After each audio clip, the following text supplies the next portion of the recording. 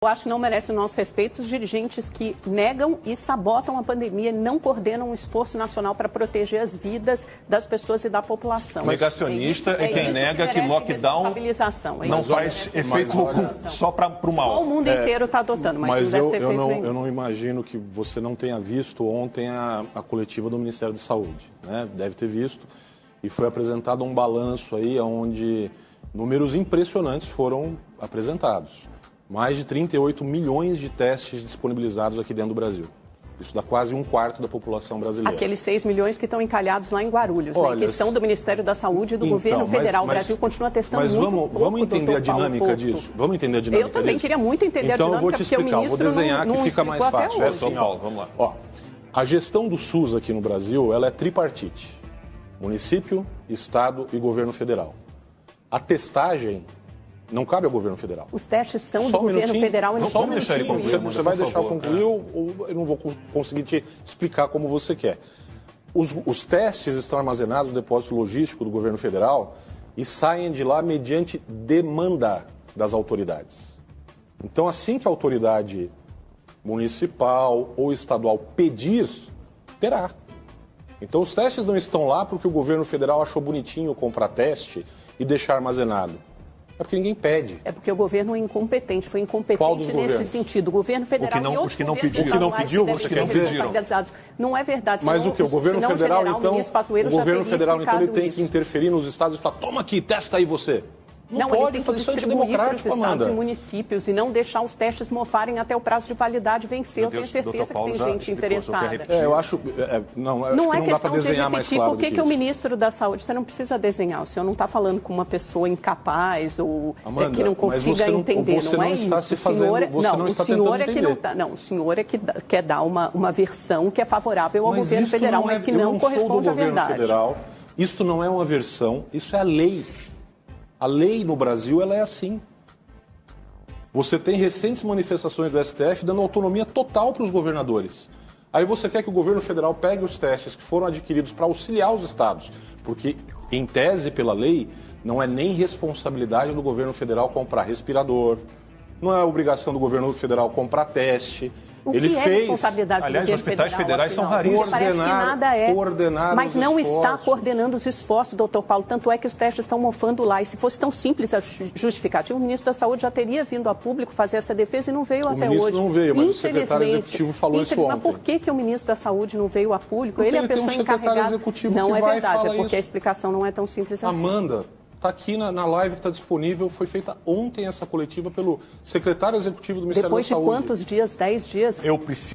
Não, o meu ponto é muito simples, né? Eu acho que existe uma politização dessa pandemia desde o início e é muito curioso, mas isso já é uma tática antiga, leninista, né? De acusar nos outros aquilo que a esquerda faz. Quem vem politizando desde o início isso é a esquerda. Fez isso com a cloroquina, fez isso com o lockdown, chama de insensível ou genocida qualquer um que discorda desses métodos que ainda por cima vem embalado de ciência e que não há nenhuma ciência por trás. Por exemplo, não é verdade que todos os países praticaram lockdown.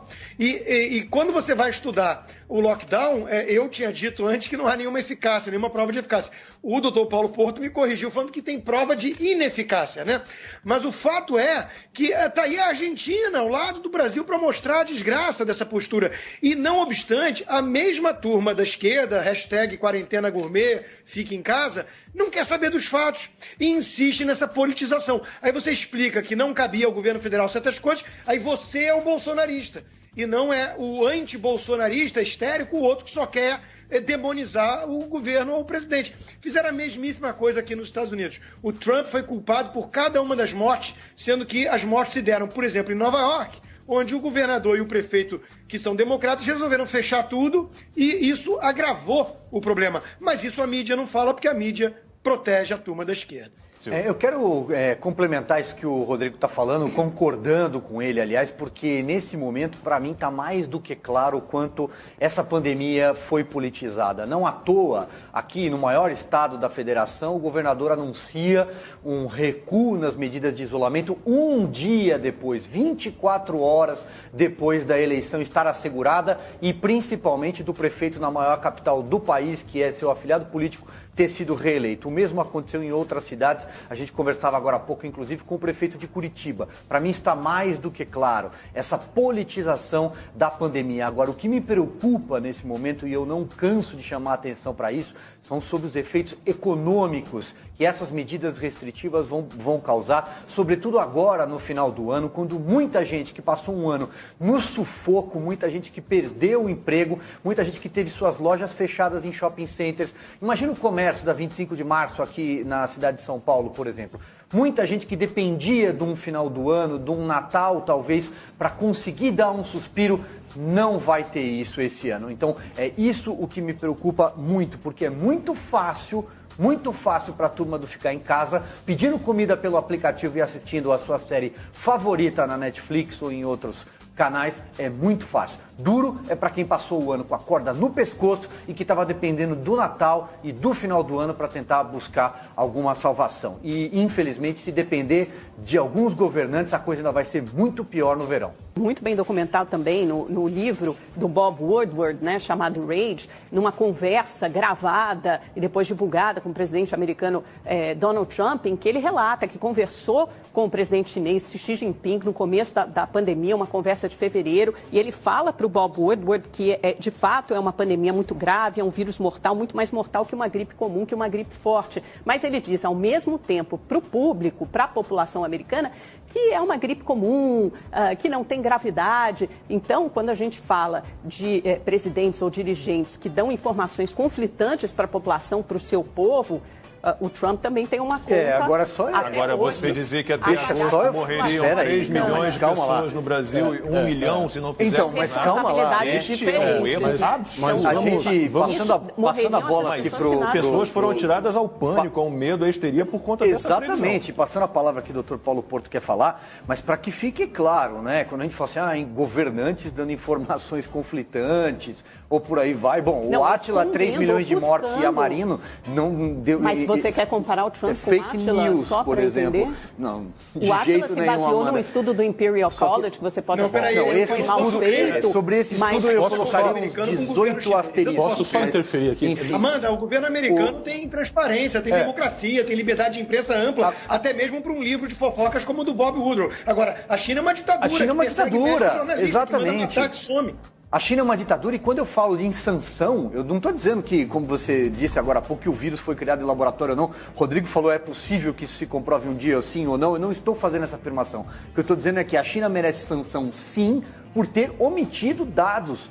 Isso é crime. Não, você tem razão e o Constantino tem razão de fazer essa diferenciação também entre China e Estados Unidos e é muito grave o que a China fez. Vamos ouvir o Dr. Paulo. Vamos lá. Não há a menor possibilidade de se justificar um comportamento de um governo, ou seja, de um sistema, por uma pretensa atitude teoricamente responsável de um chefe de Estado. Até porque houve uma organização de um governo para ocultar dados. Isso é uma manobra que não dependeu de alguém falar alguma besteira. Isso é muito grave, doutor Paulo. Isso é gravíssimo, ainda mais porque o principal momento de contenção de qualquer epidemia é no início. Porque a epidemia ela se alastra em progressão geométrica. Então você pegar, logo quando está na província de Wuhan e fechar a província, você teria um impacto global muito menor do que teve agora. Agora, o que fez o governo da China? Olha, aqui para dentro da China, vocês de Wuhan não podem viajar. Mas vocês que têm negócios na Espanha e na Itália, negócios têxteis, viajem à vontade. Isto é um crime. Eu posso só, que eu fiquei devendo outro dia, tem aqui todos os dados do Imperial College, eu gostaria de eliminá-los da nossa conversa. Vamos lá, em 2002, o Imperial College, no Reino Unido, previu até 50 mil pessoas mortas pela doença da vaca louca, né, podendo chegar a 150 mil. Foram 177 mortes, tá? Então, de 50 mil a 150 mil, 177. Em 2005, de novo, Imperial College, mais de 200 milhões de pessoas morreriam de gripe aviária. 282 pessoas morreram entre 2003 e 2009. 200 milhões para 282, tem mais.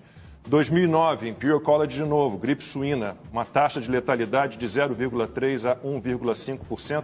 65 mil mortes, morreram 457 pessoas, 65.457 pessoas. Atrás desses estúdios está o Neil Ferguson, aquele que mandava você ficar em casa, que trancava todo mundo e que recebeu no seu apartamento o amante dele, uma mulher casada, né? E teve que botar o rabinho entre as pernas. Então, Imperial College, sinto muito, Átila, que eu ia falar Tamarindo, que é como a Bárbara do canal Te Atualizei chama ele, Átila Yamarino, de 1 milhão a 3 milhões, jogando todo mundo ao pânico, à histeria, à morte. Essas pessoas, me desculpem, não merecem, esses institutos, essas pessoas não merecem o nosso respeito. Silvio, é o nosso tema de amanhã, aqui no Opinião no Ar. Doutor Paulo, afinal de contas, esse recuo de bandeira, de fase aqui em São Paulo, o que a gente pode esperar de resultado? Lacombe, eu acho que, assim, em primeiro lugar, há uma confusão muito grande em relação à finalidade das medidas. Então, quando se fala em medidas restritivas, seja de aglomerações ou o que quer que seja, isso, desde o princípio, tinha a intenção de você conseguir dar tempo ao sistema de saúde para que ele não tivesse que lidar com um número muito grande de casos de uma vez. Veja, nós estamos há quase 10 meses em pandemia, não deu tempo ainda do pessoal se preparar? Deu tempo de abrir o hospital de campanha e fechar o hospital de campanha. Pois é, e aí a gente vai ter que enfrentar uma restrição de novo. Esse é um ponto que eu, sinceramente, não compreendo. Segunda coisa que eu não compreendo, talvez que minha mente às vezes seja meio matemática. Se você tem um determinado número de pessoas que necessitam frequentar um estabelecimento comercial para resolver um problema no chip do seu celular, para pagar alguma coisa num banco ou o que seja, e você vai ter que promover menos aglomeração, qual que é a medida lógica? É você ampliar o horário de funcionamento ou restringir? Logicamente, é você ampliar o horário de funcionamento, porque assim você vai ter aquele mesmo quantitativo de pessoas diluído ao longo de um número de horas maior. Então, por que a gente está fazendo justamente o inverso? Então, isso também, sinceramente, é uma coisa que me foge à compreensão, talvez seja pela minha pouca escolaridade. Doutor, e se o senhor der uma volta, pelo menos nos shoppings que eu frequento aqui em São Paulo, a minha academia de musculação, de ginástica, as pessoas estão em pânico. Um horário que tem ali vaga para 140 alunos, eu treino com 3 ou 4 ao meu lado. Exato. O shopping está vazio. E vem muito até no que o próprio prefeito Greca falou, assim, não se pode penalizar toda uma economia ou todo um setor por conta de um ou outro erro que aconteceu. Então, qual que é a principal fonte desse crescimento agora nos casos aqui em São Paulo? O tanto que teve de festa clandestina, de balada clandestina, etc. e tal. Agora é justo... E as eleições também, Silvio falava eleições. Um pouco eleições. Agora, é justo você punir o comerciante que investiu em equipamento, tem academias que têm reconhecimento facial com mensuração de temperatura facial, e tem supermercado que tem carrinho com luz ultravioleta C para esterilizar as compras. Então é justo você punir esse camarada, que é um empreendedor, que investiu para poder sustentar os seus funcionários e não deixar ninguém na mão, porque o filho do riquinho foi lá fazer uma festa clandestina e colocou 3 mil pessoas dentro de um galpão? Não. Vamos acrescentar algumas coisas aqui, doutor. Até foi muito bem lembrado, doutor Paulo, trazer a questão do achatar a curva. É uma expressão que foi tão batida e depois esqueceram.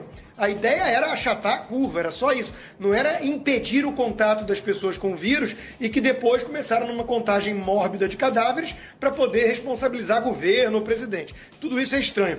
Agora, outro crime cometido, né, a questão das crianças. Não, a OMS, que é a OMS, né, que a gente já falou o suficiente, se manifestou outro dia dizendo que não há nenhuma prova de contágio acelerado por conta das crianças. Aqui nos Estados Unidos não há nenhum caso, zero, né, com mais de 300 milhões de habitantes, não há nenhum caso de morte comprovada por infecção escolar. Nenhum. E, não obstante, os prefeitos e governadores democratas da esquerda fecharam as escolas todas. Enquanto que o presidente Trump era que ficava falando, abram as escolas.